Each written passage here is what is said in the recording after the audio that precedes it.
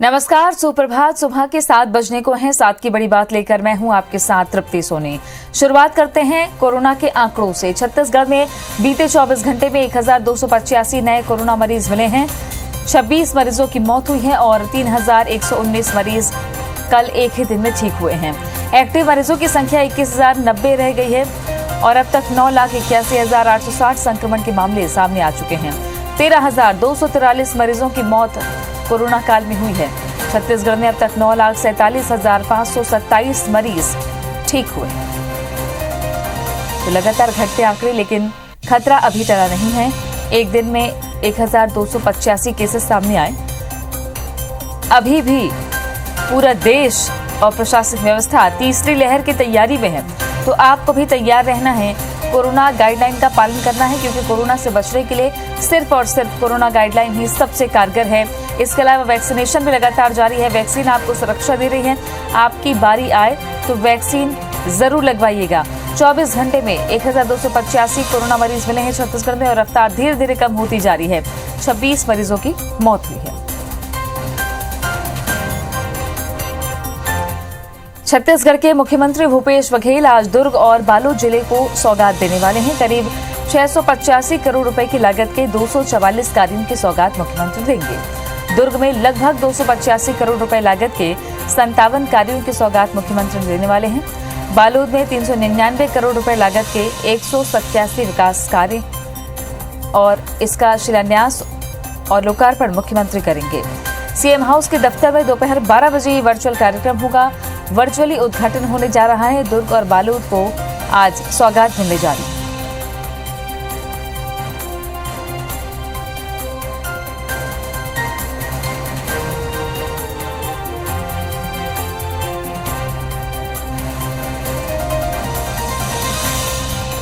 दोपहर 12 बजे वर्चुअल कार्यक्रम का आयोजन होगा।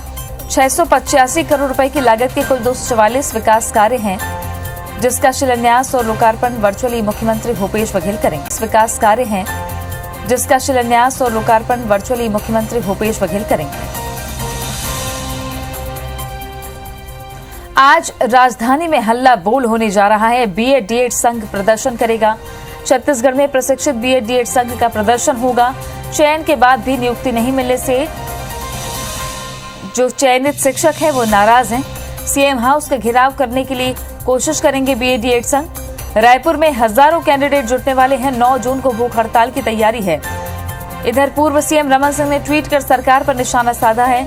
लिखा कि मुझे सूचना मिली है कि शिक्षक भर्ती की मांग को लेकर अभ्यर्थी आंदोलन करने वाले थे, लेकिन पुलिस ने शिक्षक संघ के पदाधिकारियों को घर से उठाकर हिरासत में ले लिया है। मुख्यमंत्री जी असहमति और अभिव्यक्ति की आवाज को दबाकर लोकतंत्र का गला घोट रहे हैं, तो विपक्ष इस मुद्दे पर शिक्षक अभ्यर्थियों के साथ खड़ा हो गया है।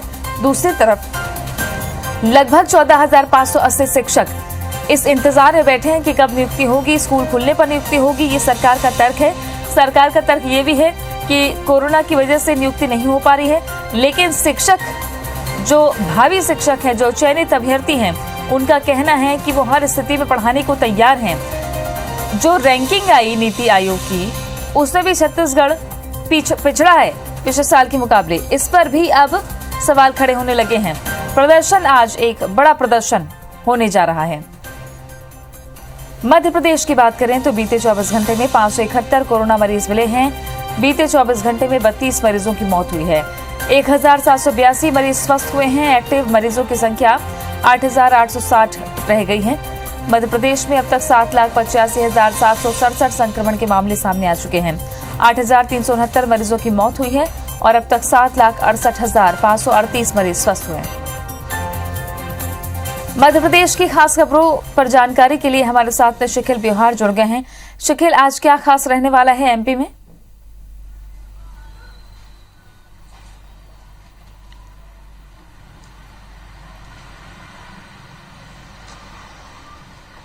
है। पहले जिस प्रकार से रेमडेसिविर इंजेक्शन से लेकर जो ऑक्सीजन के लिए आपूर्ति यहाँ पर की गई थी, उनमें लगभग 35 करोड़ रुपए का खर्च यहाँ पर सरकार का हुआ है। ये इस खर्च को लेकर फिलहाल अलग अलग मदों से भुगतान किया गया था। अब इसे जो राहत कोष है उससे भुगतान करने की स्वीकृति यहाँ पर दी जाएगी। और ऐसे ही अगर देखा जाए तो नगरीय विकास एवं आवास विभाग में जो पर्यावरण और पौधे को संरक्षण को जिस प्रकार से बढ़ावा देने के लिए पॉलिसी यहाँ पर तैयार की गई है, उस पर विचार मंथन किया जाएगा। वहीं दूसरी ओर यहाँ पर देखा जाए तो जिस प्रकार से अनलॉक की स्थिति यहाँ पर होती जा रही है, छूट यहाँ पर देती जा रही है, उसे लेकर मंत्री समूह की बैठक आज यहाँ पर होनी है। जो अनलॉक के लिए, छूटों के लिए, रियायतों के लिए यहाँ पर समिति बनाई गई है, वो बैठक यहाँ पर होगी। भोपाल में भी ये बताया जा रहा है कि राजधानी भोपाल में आगामी 10 तारीख से जो पूरा बाजार है वो यहाँ पर खुल जाएगा, रियायतें और यहाँ पर मिलेंगी। इसे लेकर किस प्रकार से क्या और निर्णय यहाँ पर लिए जा सकते हैं, इसकी एक चर्चा होगी। हालांकि कल इस पूरे मामले को लेकर चिकित्सा शिक्षा मंत्री विश्वास सारंग और जिला प्रशासन के साथ पुलिस प्रशासन के आला अधिकारियों की बैठक यहाँ पर हो चुकी है, हरी झंडी यहाँ पर मिल चुकी है। वहीं अगर देखा जाए तो नगरीय प्रशासन विभाग की भी आज एक अहम बैठक यहाँ पर होनी है, जिसमें जल संरक्षण के साथ वाटर हार्वेस्टिंग को लेकर बात यहाँ पर की जानी है। किस प्रकार से जो है इन्हें नीति को आगे यहाँ पर बढ़ाया जाना है, बारिश की पूर्व तैयारियों को लेकर जिस प्रकार से लगातार बैठकों का दौर यहाँ पर जारी है, वो भी यहाँ पर जारी रहेगा। वहीं अगर दूसरी ओर देखा जाए तो गृह विभाग में भी आज महत्वपूर्ण बैठक यहाँ पर होगी। अनलॉक की स्थिति को लेकर क्राइसिस मैनेजमेंट समितियों की पूरे मध्य प्रदेश में जो बैठकों के दौर है वो शुरू हो गया है। 15 तारीख तक अनलॉक 1 जिस प्रकार से किया गया था, उसके बाद अब दूसरे आदेश यहाँ पर जारी किए जाने हैं। 1 सप्ताह तक मॉनिटरिंग की बात यहाँ पर की गई थी और वो मॉनिटरिंग का समय भी लगभग पूरा यहाँ पर हो चुका है। तो किस प्रकार से क्या रियायतें यहाँ पर दी जानी है, छूट यहाँ पर दी जानी है, वो जो है पूरा का पूरा मसला इसमें बैठक में यहाँ पर देखा जाएगा। और सबसे महत्वपूर्ण बात यह कि जिस प्रकार से जूडा की हड़ताल यहाँ पर जारी थी, तो जूडा की हड़ताल अब यहाँ पर खत्म हो चुकी है और चिकित्सा शिक्षा विभाग के अधिकारियों की एक बड़ी बैठक यहाँ पर होनी है।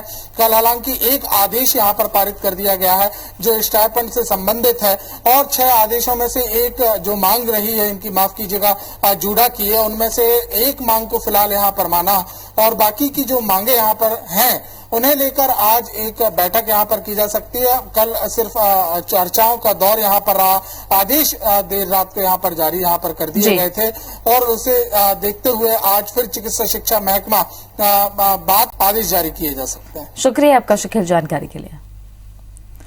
इस साल जनवरी महीने की 16 तारीख से टीकाकरण शुरू हुआ और तभी से सियासत भी शुरू हो गई थी। टीके के हर एक फैसले पर केंद्र और राज्यों के बीच टकराव के हालात बनते रहे, आरोप प्रत्यारोप चले और आखिरकार 6 महीने बाद अब मोदी सरकार ने हर किसी के लिए वैक्सीन फ्री करने का ऐलान कर दिया। लेकिन इस बीच कई राज्यों ने टीका खुद खरीदा। छत्तीसगढ़ समेत कई राज्यों ने इसके ऐप बना लिए। निजी अस्पतालों ने बड़े पैमाने पर टीका खरीद लिया है।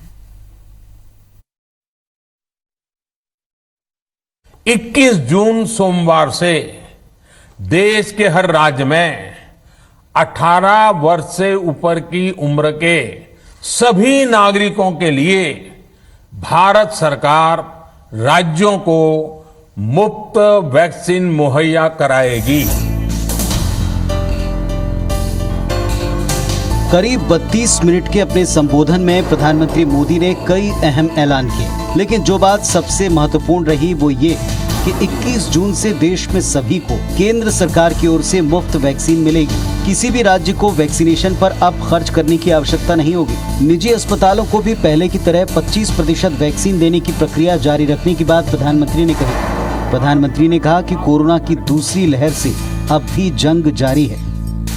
इसके अलावा प्रधानमंत्री ने वैक्सीन को लेकर अफवाह फैलाने वालों की भी जमकर क्लास ली। 21 जून सोमवार से देश के हर राज्य में 18 वर्ष से ऊपर की उम्र के सभी नागरिकों के लिए भारत सरकार राज्यों को मुफ्त वैक्सीन मुहैया कराएगी। प्राइवेट अस्पताल वैक्सीन की निर्धारित कीमत के उपरांत एक डोज पर अधिकतम 150 रुपये ही सर्विस चार्ज ले सकेंगे। इसकी निगरानी करने का काम राज्य सरकारों के पास ही रहेगा। जो लोग वैक्सीन को लेकर आशंका पैदा कर रहे हैं, अफवाहें फैला रहे हैं, वो भोले भाले भाई बहनों के जीवन के साथ बहुत बड़ा खिलवाड़ कर रहे हैं। ऐसी अफवाहों से सतर्क रहने की जरूरत है। हमारे बच्चों को लेकर भी चिंता जताई गई है।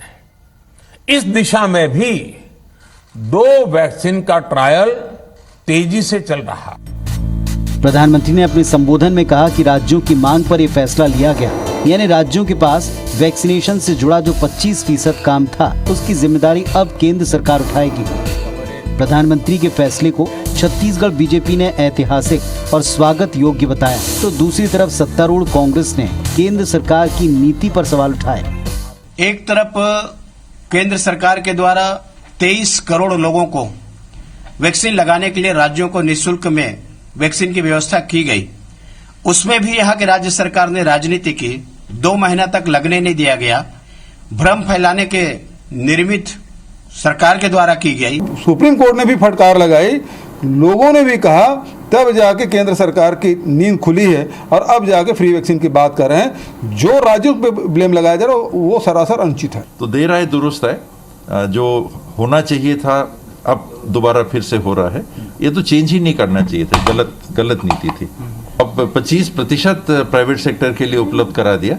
ये नागरिक जाने, अगर वो प्राइवेट में लगाना चाहते हैं तो एक अलग व्यवस्था उनने कंपनियों के लिए कर दी है कि वहां से खरीदो महंगा, और जो महंगा लगाना चाहें निजी संस्थाओं में वो लगा लें। अब भले ही इसे आप सियासी मजबूरी कहें, लेकिन कोरोना की दूसरी लहर के दौरान मिसमैनेजमेंट और वैक्सीनेशन की अपनी जिम्मेदारी से भागने के आरोपों के जवाब के तौर पर ही सही, लेकिन देश भर में 18+ को केंद्र की तरफ से मुफ्त टीका लगाने का ऐलान कर प्रधानमंत्री ने अपने विरोधियों से एक बड़ा मुद्दा छीन लिया। देखना ये कि अब राज्य इस बारे में बनी नई गाइडलाइन का कैसे पालन करते हैं। यहाँ बड़ा सवाल ये भी कि अपने बलबूते पर कंपनी से सीधे डील कर चुके कांग्रेस शासित राज्य इस मसले पर केंद्र से कैसे सामंजस्य बैठाते हैं। Bureau report, IBC 24। प्रदेश में इन दिनों अटकलों का बाजार गर्म है। अटकल ये कि क्या बीजेपी में या प्रदेश सरकार में कुछ फेरबदल होने वाला है। चर्चा ये भी है कि क्या नेतृत्व परिवर्तन को लेकर कोई उठापटक जारी है। नेताओं को ये तक कहना पड़ रहा है कि परिवर्तन को लेकर कोई उठापटक जारी है। नेताओं को ये तक कहना पड़ रहा है कि राज्य शिवराज सिंह चौहान ही चलाएंगे। बावजूद इसके अटकलों पर विराम नहीं लग रहा। सब बकवास है, ये सामान्य मेल मुलाकात है। इसको आधार न बनाए समाचार का, ऐसा कुछ भी नहीं है। ये मध्य प्रदेश की सियासत के 2 चमकते चेहरे हैं जिन्होंने हाल ही में बंगाल के चुनाव में अपनी रणनीति का लोहा मनवाया। इसके पहले ये दोनों नेता मध्य प्रदेश में भी अपनी कूटनीति के जरिए पार्टी की सत्ता में वापसी करा चुके हैं। लेकिन जिस तरह बीते 10 दिन में दिल्ली से लेकर भोपाल तक मुलाकातों का दौर चला, उसके बाद ये दोनों नेता सुर्खियों में आ गए।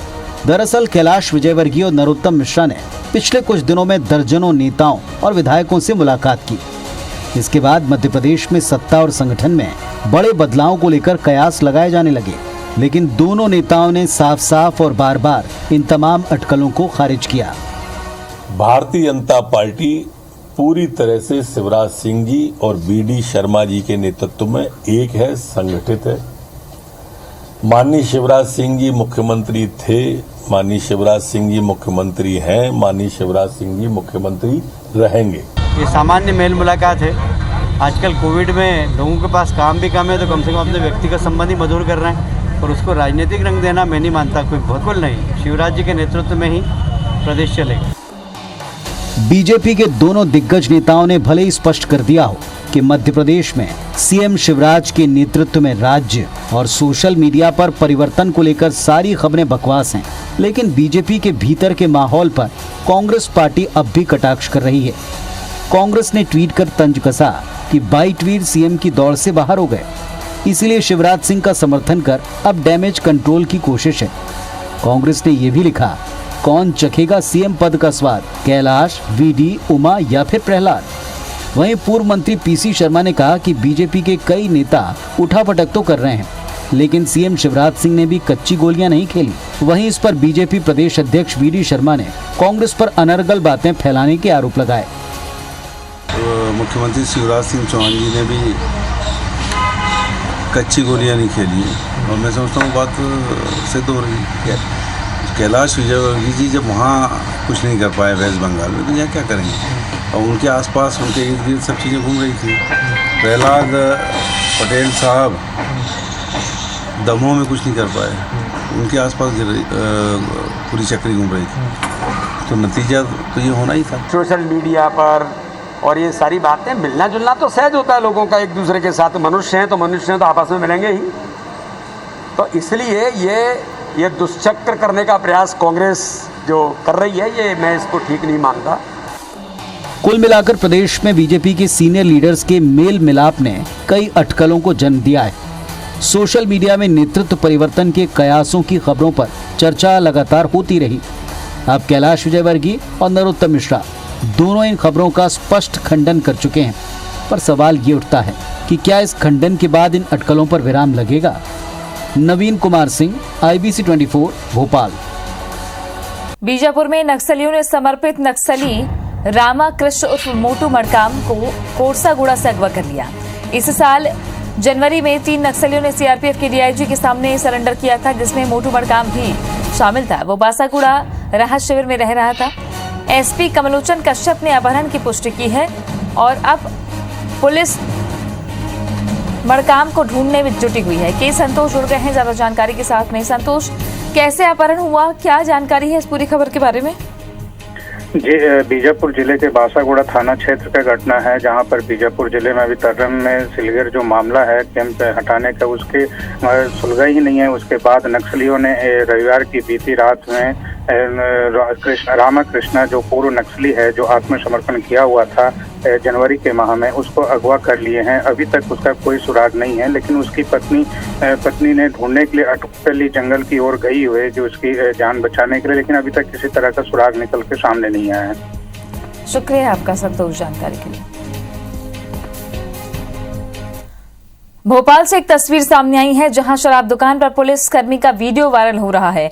वीडियो में लाठी भांजता हुआ पुलिसकर्मी दिखाई दे रहे हैं। खरीदारों से खुद के लिए शराब मांगने का आरोप पुलिसकर्मी पर है। रात 11:30 बजे तक दुकान खोलने का आदेश है। आदेश के बावजूद पुलिसकर्मी की दादागिरी देखी जा रही है। एमपी नगर जोन 1 की शराब दुकान का ये वीडियो है। एमपी नगर थाने पुलिस का पदस्थ है अमरीश उपाध्याय इनका नाम है, जो लाठी दिखाते हुए धमकाते नजर आ रहे हैं। आरोप इन पर है कि खुद के लिए शराब देने की मांग ये कर रहे थे। रात 11:30 बजे तक दुकानें खुलने का आदेश है, बावजूद इसके पुलिसकर्मी यहाँ दादागिरी दिखा रहे थे। सत्येंद्र जुड़ गए हैं ज्यादा जानकारी के साथ में। सत्येंद्र, क्या है ये पूरा मामला? देखिए, एमपी नगर थाना क्षेत्र में ये वाइन शॉप है, एमपी नगर जोन 1 में, जहाँ पर ये वाइन शॉप है। वाइन शॉप पर ये पुलिसकर्मी जो अमरीश उपाध्याय उर्फ भूरा नाम का ये पुलिसकर्मी वहाँ पर जो शराब लेने जो आ रहे थे, उन लड़कों को पकड़कर खुद के लिए शराब मांग रहा था। जब युवकों ने ऐसा शराब देने पर मना कर दिया, तो उन पर ये लठ भांजता हुआ नजर आया। बारी बारी से इसके 2 वीडियो सामने आए हैं, जिनमें ये बारी बारी से युवकों में लठ भांज रहा है जमकर। इसको लेकर अभी तक पुलिस अफसरों ने कोई प्रतिक्रिया नहीं दी है, क्योंकि ये रात का वीडियो है। अब देखो, आज दिन में पुलिस अफसर इस पर कुछ कार्रवाई करने की जुगत में रहेंगे, लेकिन जो जानकारी माने तो, या फिर शासन का जो आदेश है कि रात 11:30 बजे तक दुकान खुलने का आदेश है, जहां जो भी शराब खरीदना चाहे वो रात 11:30 बजे तक आसानी से शराब खरीद कर अपने घर जा सकता है। वहीं यह पुलिसकर्मी अपनी वर्दी का रौब दिखा रहा है और जो शराब खरीदने आ रहे हैं उनसे अपने लिए खुद के लिए शराब मांग रहा है। जब लोग शराब देने से इनकार कर रहे हैं तो उन पर लठ भांजता हुआ नजर आ रहा है। अमरीश उपाध्याय उर्फ भूरा नाम का यह पुलिसकर्मी है, जो फिलहाल एमपी नगर थाने में पदस्थ है। ये अमरीश उर्फ भूरा इससे पहले भी टीटी नगर थाने में था, हबीबगंज थाने में भी रहा है, तब भी ये विवादों में, इसी तरह विवादों में रहा है। शुक्रिया आपका सत्येंद्र जानकारी के लिए। कहते हैं कि पिता बरगद की तरह होता है, जिसकी छांव में उम्मीदें पलती हैं, आस और हिम्मत बनती है। दिल पर विश्वास और आत्मविश्वास की दरोदीवार खड़ी होती है। लेकिन आज बात एक ऐसे बाप की जो बेरहम था, जो बेगैरत था, जो कातिल था अपने ही घर की खुशियों का। बीवी के प्रेग्नेंट होते ही बेटे की हसरत पालने वाले दरिंदे के घर जब खुशियों की बेटी जगमगाई तो उसकी आंखों में अंधेरा छा गया। फिर क्या हुआ, आइए देखते हैं।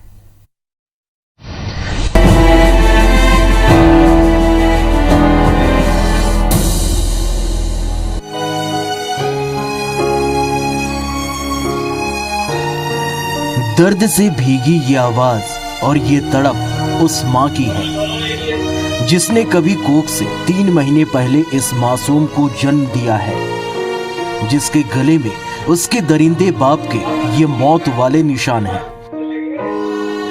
दरअसल मामला मध्य प्रदेश के भिंड जिले का है, जहां के भरौली गांव में रहने वाले अनार सिंह राजावत को बेटे की हसरत थी, मगर हो गई बेटी। बेटी पैदा होने पर मासरत थी, मगर हो गई बेटी।